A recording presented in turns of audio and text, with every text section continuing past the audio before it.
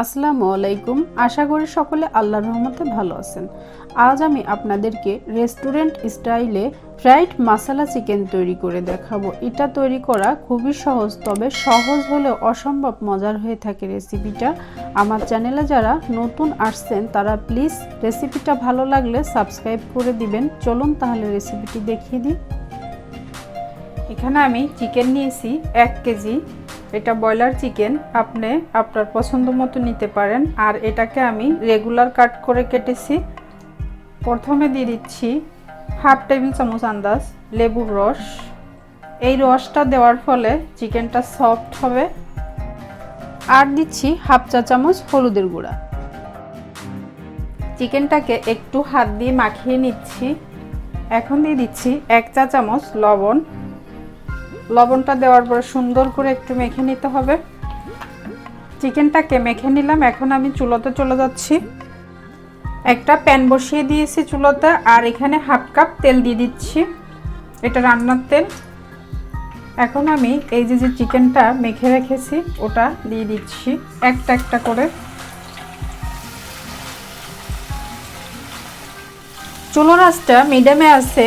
আর এখন আমি এই চিকেনটাকে 4 থেকে 5 মিনিট ভাজতে হবে। এখন আমি চিকেনটাকে একটু উল্টে দিচ্ছি। এই চিকেনটা কিন্তু বেশি ভাজা যাবে না। চিকেনটাকে তুলে নিচ্ছি। বাকি যে চিকেনটা আছে ওটাকেও ভেজে নিচ্ছি। চিকেনগুলোকে ভেজে তুলে নিলাম। এখন আমি এখানে দিয়ে দিচ্ছি ছোট্ট 3 টুকরা দারুচিনি, 6টা এলাচি, 4টা লবঙ্গ।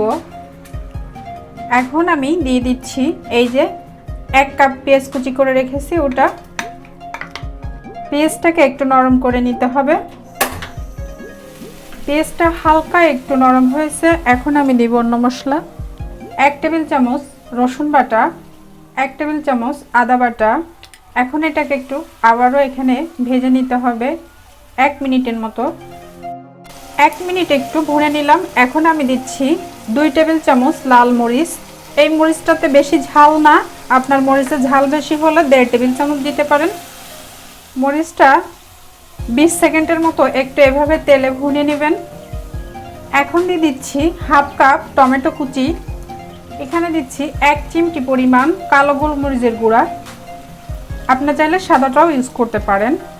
1 চা চামচ হলুদের গুঁড়া, 1 চা চামচ টালা জিরার গুঁড়া। আপনি চাইলে নর্মালটা করতে পারেন ইউজ। 1 টেবিল চামচ ধনিয়ার গুঁড়া, হাফ চা চামচ গরম মশলা। এটা আমার ঘরে তৈরি করা, আপনি চাইলে দোকান থেকে কিনে এনে ইউজ করতে পারেন। এখানে দিচ্ছি 2 টেবিল চামচ পানি, মশলাটা না পুড়ে যাওয়ার জন্য। এখানে দিচ্ছি হাফ চা চামচ লবণ। লবণটা আপনার স্বাদ মতো ইউজ করবেন। 3-4 মিনিট মশলাটাকে ভালো করে কষিয়ে নিতে হবে যতক্ষণ না তেলটা উপরে উঠে আসে। এখন দিয়ে দিচ্ছি 2 টেবিল চামচ টমেটো সস। এই রান্নাতে টমেটো সসটা ইউজ করলে বেশি ভালো হয়। এখন আরও 1 মিনিট কষিয়ে নিতে হবে। খেয়াল করুন মশলাটার তেল উপরে উঠে গিয়েছে, অর্থাৎ মশলাটা কষা হয়ে গিয়েছে। এখন যে চিকেনটাকে ভেজে রেখেছিলাম ওটা দিয়ে দিচ্ছি। এখন সুন্দর করে আবার নেড়ে চেড়ে একটু কষিয়ে নিতে হবে এখানে। এখন আঁচটাকে বাড়িয়ে দিতে হবে।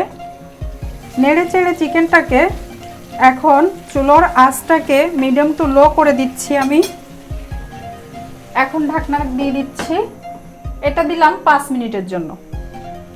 5 মিনিট পরে ঢাকনাটাকে সরিয়ে নিচ্ছি। এখন চিকেনটাকে নেড়ে দিচ্ছি সুন্দর করে।